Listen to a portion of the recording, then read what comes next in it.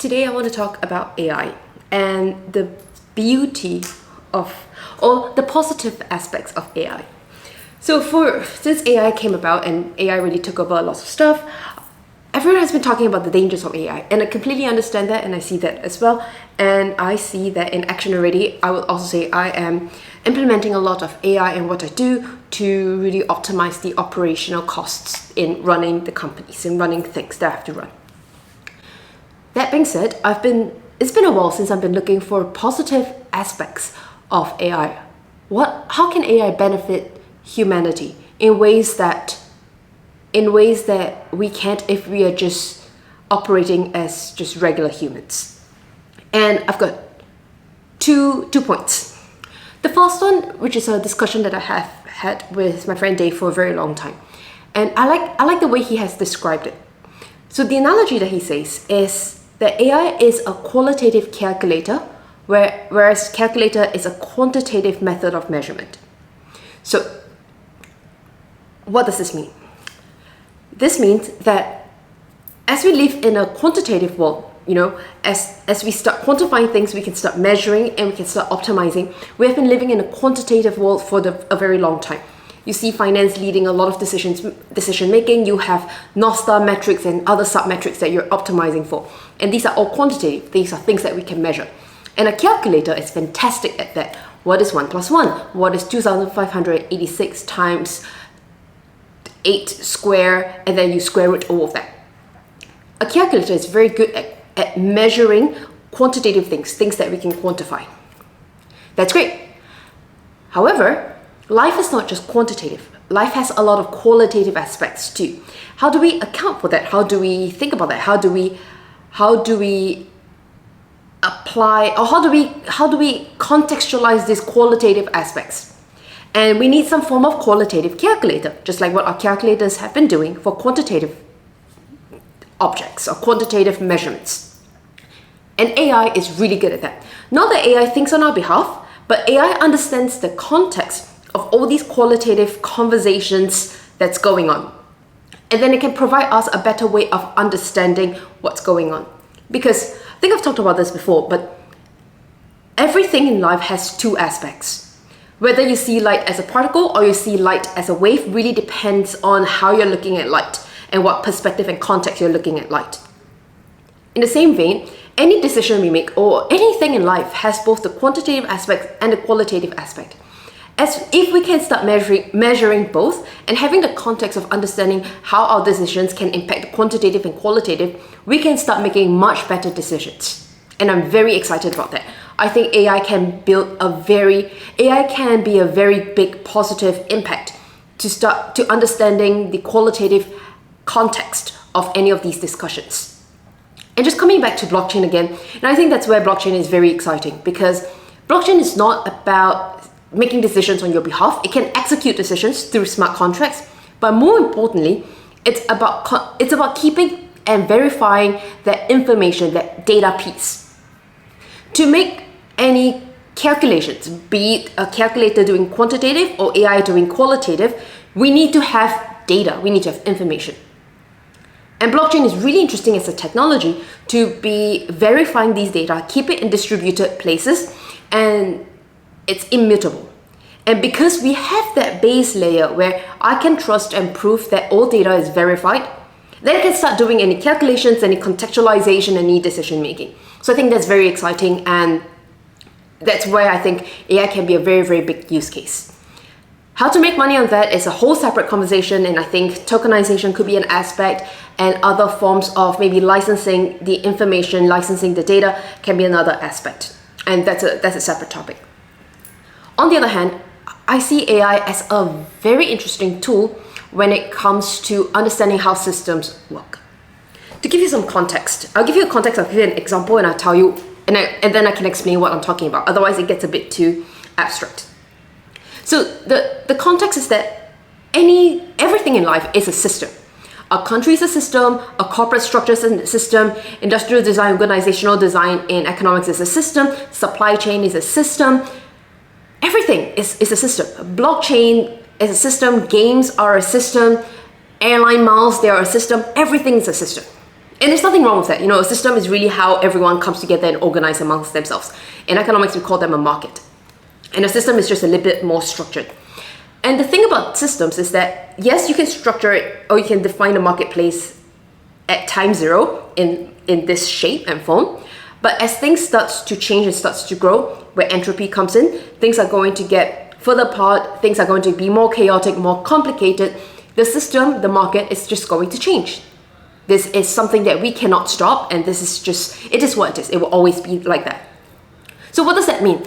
It means that things are just going to shift and change in form. A system will continuously evolve, and the biggest enemy is to fight this entropy.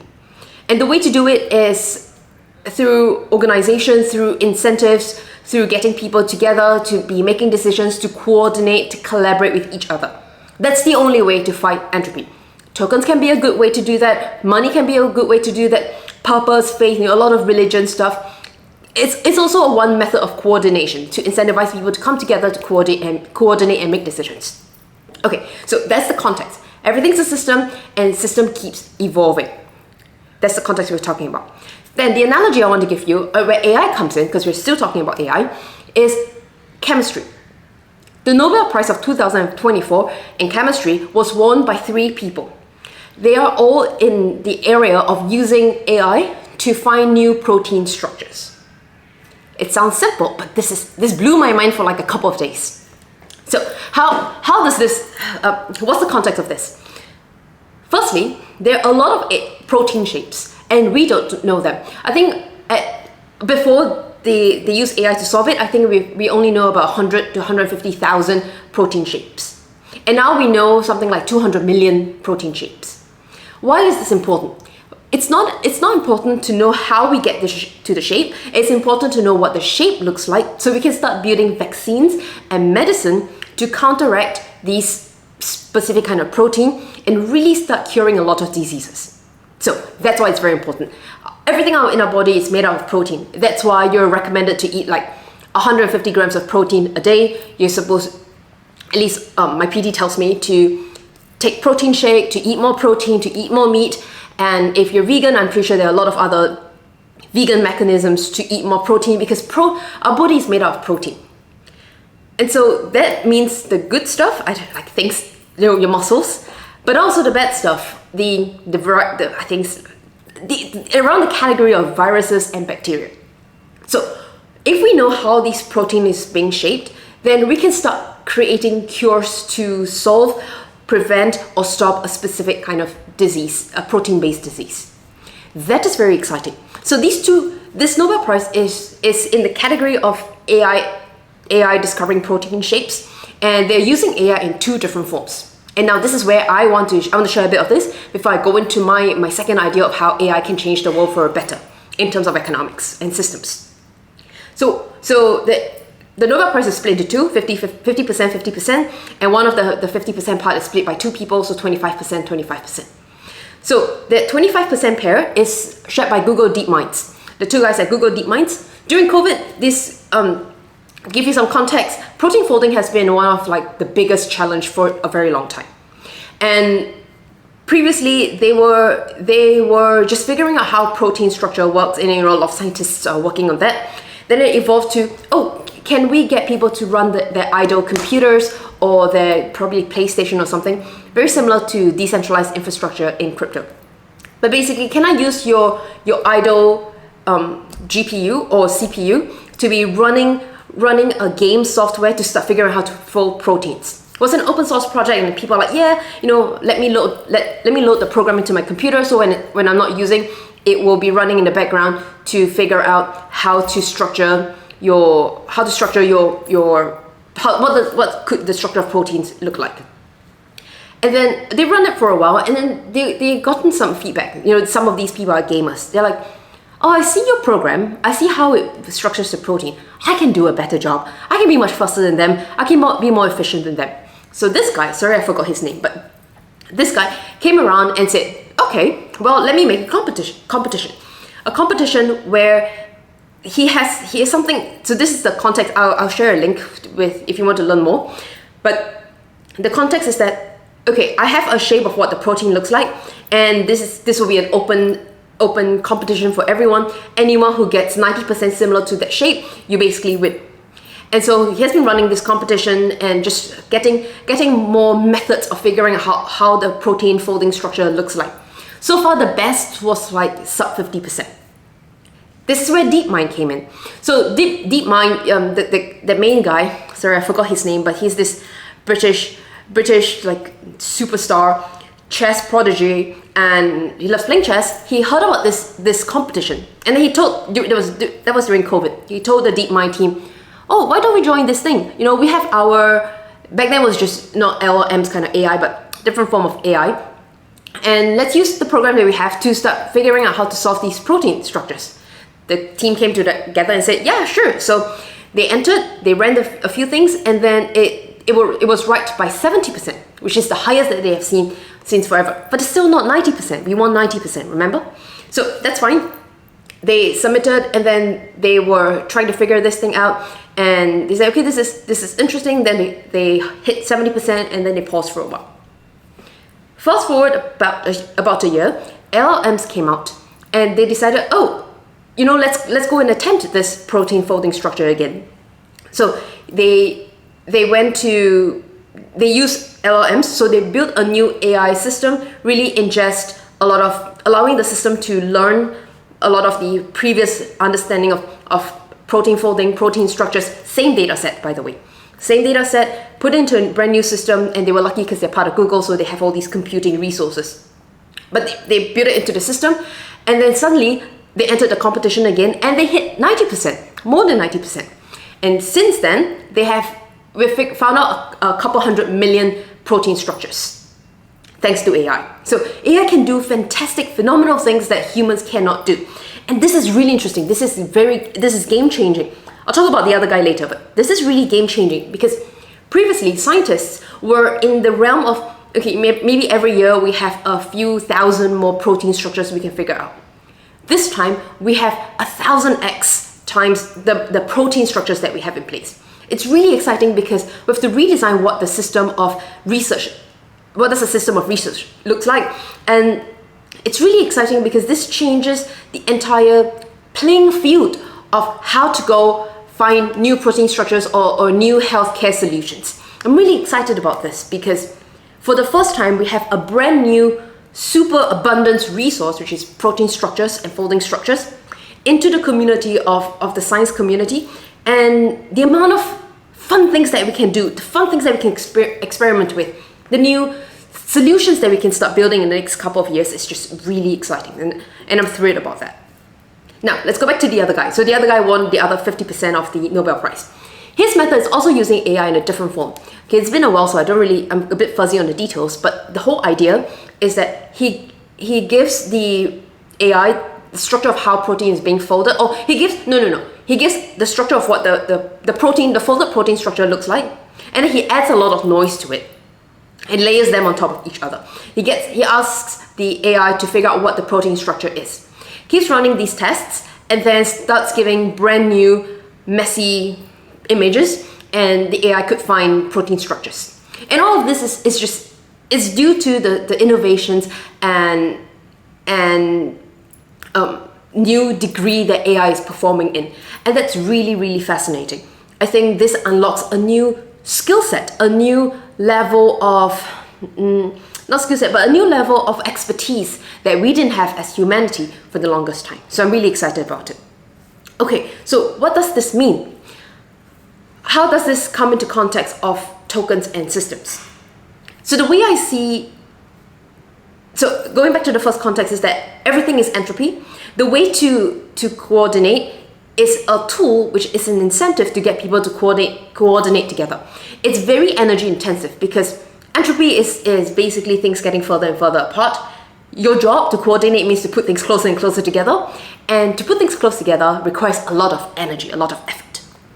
And the way to do that, I think, and one of the solutions at least, is through tokens. Tokens as a common asset to incentivize behaviors to come together, to incentivize people to coordinate, to put energy into tokens, hence tokens have a value. This is going to be a separate topic. but coming together and interacting with each other, trying to coordinate with each other, I think that's going to be really powerful. How does AI come into play? So for the longest time, the way I've been looking at tokens, and people were aligning with me like a few years ago, but I think the technology was not that possible, but I think the technology is possible now that I want to build. The way I'm looking at this is that blockchain collects all the data and information, the quantitative calculator and the qualitative calculator. It has the quantitative aspects because it has all the transactions, the net accounting balance, how many tokens you have, all that in place. It also has the context in which, if let's say you only have a token and you could either stake it, sell it, or swap it, or transfer it to a friend, what are the actions you can do? That context, the qualitative context, can also be measured in blockchain. It's not as direct and you have to go and figure out what the context is, but it is available. So blockchain has the ability to capture all this information, and tokens are the tool to help understand these intrinsic value of decision making. Now, where does AI come in? I think AI will come in a very interesting way, where we're analyzing how token flows, how system evolves, both with the quantitative and qualitative calculator. If we can start measuring and understanding the context and how systems are changing, how users are interacting with the tokens, as the tokens experience entropy, which is a bigger group of economic agents or users interacting with the tokens, which is the idea of decentralization, more people interacting with the tokens, how does that change the behavior of the tokens? How does that change the structure of the system? I don't know the answers to all of these, but I think that's where AI can help us to provide a bit more context to help us make better decisions and help us build more grounded, sustainable growth with token-based economies. I don't know what that looks like yet. I'm still building a lot of little tools to start experimenting and start showcasing a few different aspects. And this is the first episode of a bunch of series that I'll start sharing a little bit more about what I'm building, tools that you can play with, and how to use AI in the context of tokens. Because I think just using tokens for trading, very fair use case, don't get me wrong. I don't know how to use that. I'm not in that space of using AI agents or AI models to optimize your trading strategies, but I want to be in the space, or I am in the space, where we're using AI models, AI agents to start building better and more robust economies and more robust systems. Some tokens that are out there, some of them requires some changes to make it more sustainable because of this entropy or the changes in systems design. Some tokens require a massive overhaul to really restructure and redesign the token that's relevant to what the system's change is right now. And some tokens, well, they're a little bit beyond hope. Whatever it is, I want to take this entire series to talk a little bit more about how do we use AI and tokens together. What does that mean? What does that look like? How can the next evolution of token economics or just economics design be upgraded with the help of AI, both in the context of being a qualitative calculator that provides context so that we can make decisions. And the second is start helping us to understand patterns a little bit better. Just like how we can figure out protein folding structures to anticipate or to build medicine and solutions to resolve these potential problems. I think we're in the early phase now where I want to figure out the equivalent of protein folding structures to economy systems design, so that I can start building antidotes or medicine to counteract these potential leading indicators of a failure of a system. I feel like I've been talking about this for the last 8 years I've been doing this. Just that it has been developing in phases. The first phase is how do we design a robust economy, which is everything about token economics and what the book is about. And then I think we're at the phase now to figure out what does that change in economy looks like. Once tokens are released or once a blockchain economy or any economic system is out there in the world, how do we measure the changes? How do we contextualize the changes? How do we start anticipating what the next changes would be? And how do we counteract any negative changes in the system? I'm building a lot of those tools, as I mentioned, and in the next episode, I hope to be sharing with you one very specific tool that you can get started with building your own economy, at least as a first robust draft. Till then, I'll see you in the next episode. Bye!